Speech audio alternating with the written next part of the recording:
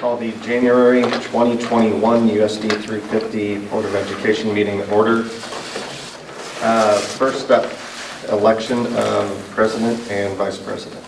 So take nominations for president first. I move that we nominate Derek Foote for president. Second. Okay. Any other nominations?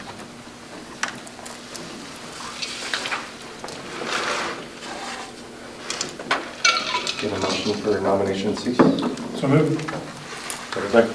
Okay, it's been moved and seconded, nomination cease. All right, guess we'll vote. All those in favor, Derek is president, please say aye. Aye. Opposed? Aye. Okay, opposed, same sign. Motion carried. All right, nominations for vice president.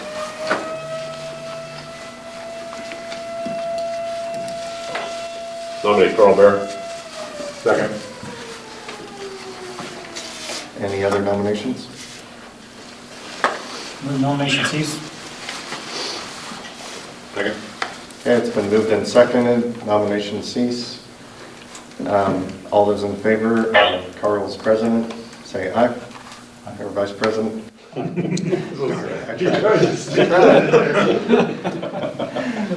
Aye. Opposed, same sign. Aye. Okay, motion carried. All right. Any additions or changes to the agenda?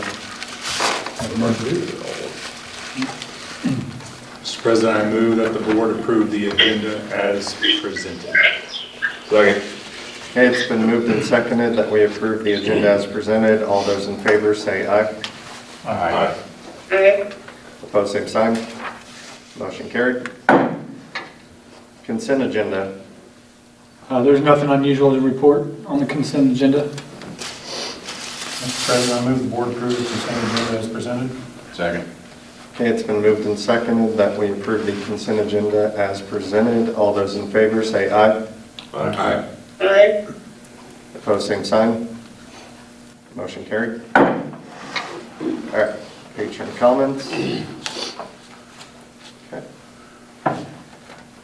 First up, in business, principal contracts. So this agenda item is to consider rolling over Mr. White's 2-year contract. Nothing unusual to report here with the contract. I think it's important we have those 2-year contracts for administrators. As far as, so I'd recommend doing this at our next meeting. We'll take action on that. As far as the elementary principal, need to work toward that. And the difficult part is what do we cut to make room for that position. But it is needed. I can't say we can do that next year, but we need to work toward that. Okay, thank you, Mr. Meyer. Yep. Board meeting dates. We just need to verify the board meeting dates. We established those in July, but the state law says we need to set the meeting dates in January. It makes sense to make plans for next fall, and we don't really have our calendar set. So here's the remainder of the year for the board meeting dates. We'll just get a motion to approve those. Mr. President, I move that the board approve the board meeting dates as presented. Second. Okay, it's been moved and seconded that we approve the board meeting dates as presented. All those in favor say aye. Aye. Opposed, same sign. Motion carried. Okay. Board policy updates. You have that in a separate document for the policy updates. We do this 2 times a year. KASB attorneys recommend changes. Sometimes it's just simple wording to keep legal. Nothing out of the ordinary here. The first policy, some of these aren't really even needed, because our policy for canceling school says we can cancel school for weather conditions or other things. This just adds health or safety concerns. But really, all these policies, I would recommend amending them as presented. So if you have any questions, there's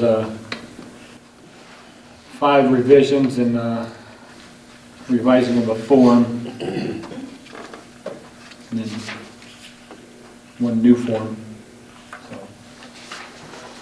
So, take any questions on the policies. We'll plan to formally approve those next month. Any questions? Okay, thank you. That's it for business, so board member activities. Vince? Just been going to some ball games. It's pretty sad, only 2 people get to attend ball games, and I sure hope that we can get that changed. That's all. Thank you. Nothing. No problem. Okay, either. Debbie? Just regular administrative stuff and policy changes that we discussed at Special Ed Co-op. And I've been watching some of the games on online. It's not the same as being there, but I'm sure glad we've got that option. All right, thank you. Administrative. First, thank you guys for being on the boards. School Board Appreciation Month, I think, but appreciate what you guys do for us in the school and the community, so thank you for that. It's hard to believe this is coming up. With the year we've had, it's really hard to believe, but we'll actually be starting our enrollment process here toward the end of this month and the 1st of February with letting kids choose classes and stuff, so that'll be interesting to say the least, with not knowing what we're going to be like coming in next year. But we've had really good response with a lot of our classes, like the residential carpentry class. I think we'll be able to keep that as a really good, strong enrollment. And we're looking to add some things on our business side, hopefully. So there'll be some changes in what we're offering. We're having the Stafford County Spelling Bee in Stafford on the 27th. Got that coming up. We're still planning on doing that in person. It'll just be the kids. Parents won't be able to go watch. I don't think they'll have them spread out and continue with that. Normally, in January or February, we have our students in the Geography Bee. We are not doing the Geography Bee this year because of the restrictions that were in place on it. Next week, Midwinter Classic. Got that coming up. It's going to be a big week for us. A lot of things falling in place. So we're still going to have our restrictions in place and everything. We have 2 hours from the start of one game till the start of the next. We're going to try and get people to not hang around so that we keep those numbers, so not artificially inflated, so only the people that should be there are there. But I think we're ready to go. Brian will have brackets out toward the end of this week. So it's going to be exciting because if you remember, we're adding girls, and this was a heck of a year for us to take on the tournament, but here we go. The junior high basketball CPL tournament will be in Otis Bison, and the way they're going to do that is, like, the boys bracket will be played at one place and the girls bracket will be played at the other, so that we can keep them separate. And their facilities will handle the number of people that way, but that's coming up at the end of this month and the first part of February. The all-state auditions are going to be virtual this year. Normally we've had an issue because kids are trying to do regional basketball or sub-state basketball and they have to be in Wichita, so we've had to, I think we're going to be able to manage through that. We do have 3 that are involved in that. Mackenzie Hacker, Peyton Meyer, and Jessica Owens are involved in that. So we have 3 representatives there. I don't have this, I didn't send this out earlier, but our junior high music festival that we normally host here. It was scheduled for the 3rd of March. We're going to have to cancel that. K-State isn't letting their students come do things like that because they were the judges, and we'd have about 300 students here at one time, so it just wasn't feasible for us to be able to do that. So I think we're going to work out a deal where maybe Mr. Knight can go to, just as an example, Ellenwood and rate their students' performances, and then Mr. Newton from Ellenwood can come here and rate ours, so our kids still get to perform and still get some critique. So there may be some value in that. We're trying to figure out a way to get that going. The Kansas Communities That Care Survey is kind of it's been going on for a long time, and it gives us a lot of good data about students' social emotional needs, whether or not they're depressed, whether or not they're experimenting with drugs and alcohol, and what their home lives experiences are and stuff. And we're given that this week, and actually I think most of them are given through today, so it'll give us a good idea of our at-risk factors. And I'll be really interested to see how this year's changes from last year with COVID, because we gave it last January also before we knew anything about COVID. So this year's results may tell us how this has affected some of our kids. And we give that to grades 6, 8, 10, and 12, and we can compare 6th grade or 8th grade this year with the way they were in 6th grade and stuff like that. So that's all I have. Thank you again. I appreciate you guys. Thank you. Mr. Meyer?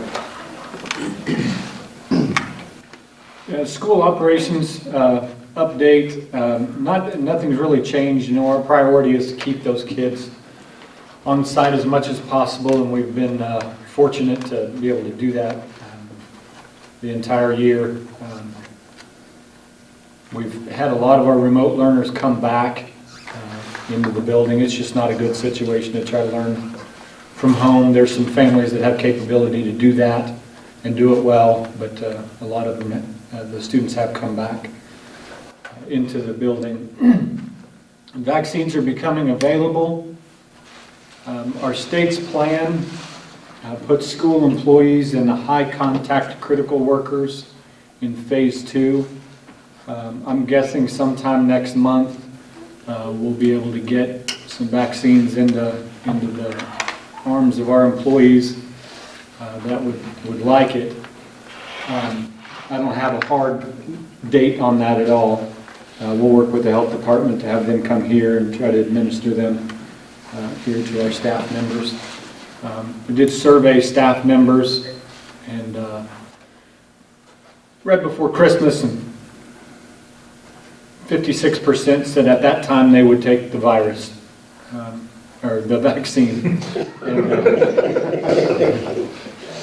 And at that time, again, there was just under 10% said they'll never take it. I don't know if that's personal feelings about the vaccine or health situations. Some people should not be taking it. But for the most part, people will consider. And I think the more we see people take the vaccine and they're okay, that people will be more apt to do that. So hopefully we can get that going here next month. And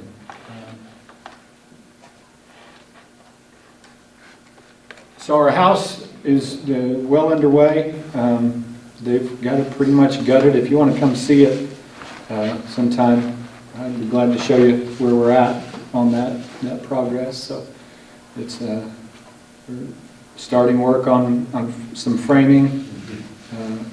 Have our electrical service and plumbing and heat and air, trying to get that rolled over, updated. Are they doing a lot of that, or do we have contractors in doing some of that? We're working with Davis's on the main service, but things like, if they can come break out the concrete for the sewer line, our kids can carry the debris out and maybe pour the concrete back and some of those things. But the main service lines, we're going to have those done. The egress windows, we're going to have somebody come in and do those, because that's not something we want to screw up. So it needs to be right. So there'll be a few things there we just contract for. Preschool funding, I did not have that on here. I think I put that in one of my notes. The co-op is considering, they have a lot of funding that flows through them for our preschools. It's kind of unique in that if you have a preschool teacher that's a special ed teacher, we can get full reimbursement for the special ed as long as half the class is special ed. Well, that's unique because your other special ed teachers, Raymond, we got you over here, your lunch.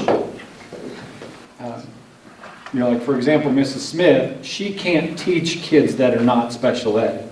So we can't, none of that funding can flow for regular ed kids through special ed, but for preschool it can. So it makes sense that the co-op has had those preschool programs. Well, they've kind of branched out and got some other grant funding that they've gone a little more into where it should be school districts doing, not them getting the funding. So we're looking at adding that grant to our funding stream as opposed to flowing that through the co-op. So we'll have a grant application coming out this month to help with that. Our intention is to continue on with our preschool the way it is. The coronavirus relief funds, we've had the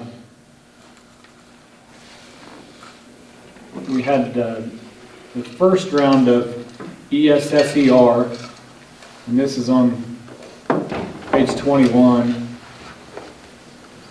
of your supporting documents.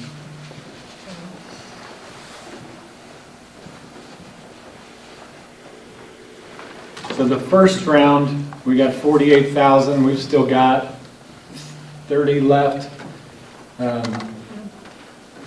roughly, to spend this year.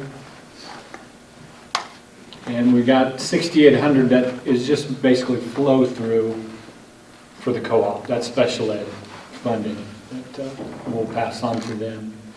And then we have about 180,000 in the Spark funds that has been spent, had to be spent by the end of the year. We had to scramble to buy masks and sanitizer and all that stuff, technology. So we've spent that. We've got a new round coming of ESSER funds through the CARES Act of about 211,000. That has to be spent by September of 2023. And I'm not going to read this whole thing to you, but all the uses of the funds are listed here. Basically, it's to address the pandemic. Obvious expenditures are cleaning equipment, air purifiers, things like that. Expenses for distance learning, technology, some of those things. So they do include in here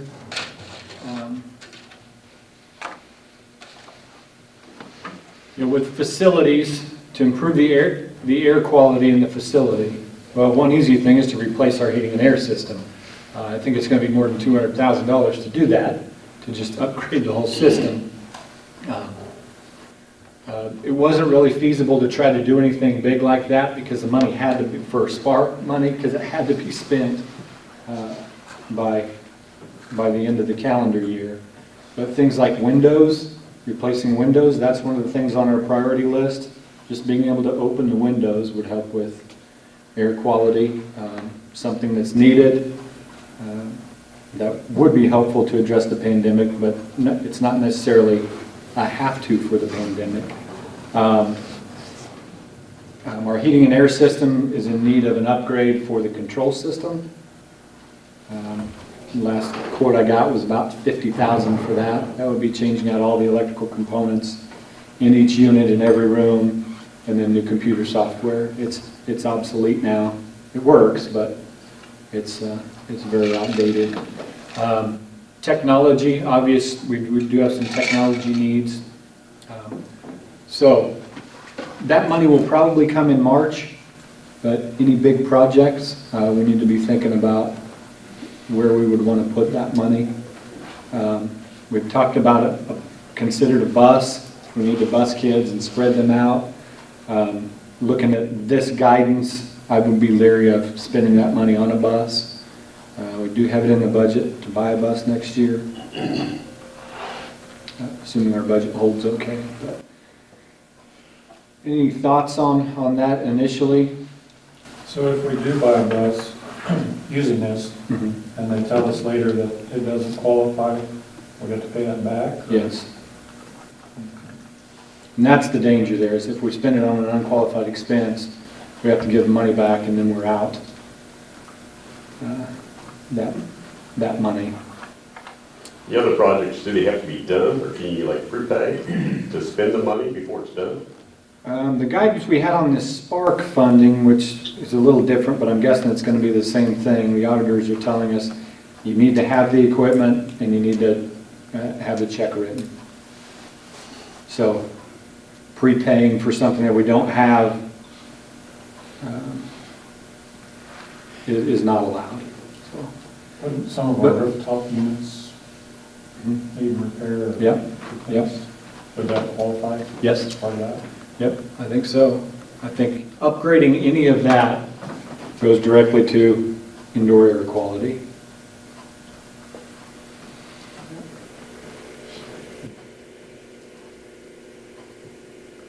So no decision need to be made. I just wanted to make sure you all knew we've got that money coming and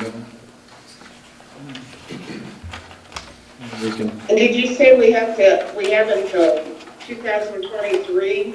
Yeah, September. It goes on the fiscal year for the federal fiscal year, which goes through the end of September. So basically, we have a year and a half. So any big projects that would be summer projects could be this coming summer or the following summer. Like if we did the windows, it might be tough to try to find a contractor and bids and all that ready for this summer, but definitely by the following summer or do some. There's time. So. And Mr. White already talked about the Midwinter Classic and Board Member Appreciation Month. Appreciate what you guys do. You don't get paid for what you do, and a lot of times you just hear the negatives. So I appreciate. I hear a lot of stories from other superintendents that board relationships are not positive, and I've been blessed my entire tenure here with having good boards. So it's very much appreciated. Elisa made a cake for you guys, or she had the cake made. And got you a gift, and PTO is providing the flags for you, so you have your St. John Tiger flags there. Thanks. Thank you. Appreciate it, thank you. Welcome. Thank you, guys. So that's all I had for my report. Okay. Thank you, Mr. Martin. All right, executive session. I would say 5 minutes, Okay. All right, we get a motion. including Mr. White and myself. Okay. Mr. President, I move that the board goes in executive session to discuss the performance and qualifications of specific employees pursuant to the non-elected personnel, exception under KOMA with Mr. Meyer and Mr. White for 5 minutes to include that they return the open session at 12:30. Yes, 12:30 in this room. Get a second? Second. Okay, it's been moved and seconded that we go into executive session to discuss the performance and qualifications of specific employees pursuant to the non-elected personnel exception under KOMA. Mr. Meyer and Mr. White to be included, and we return to open session at 12:30 in this room. All those in favor say aye. Aye. Aye. Opposed, same sign. Motion carried. Okay. Call the meeting back to order. Resignations and contracts. I have a letter here from Mr. Mandarino resigning his junior high football duties. I'd recommend that the board accept that resignation from him. So moved. Second. Okay, it's been moved and seconded that we accept the resignation from junior high football coaching of Mr. Mandarino. All those in favor, say aye. Aye. Aye. Opposed, same sign. Motion carried.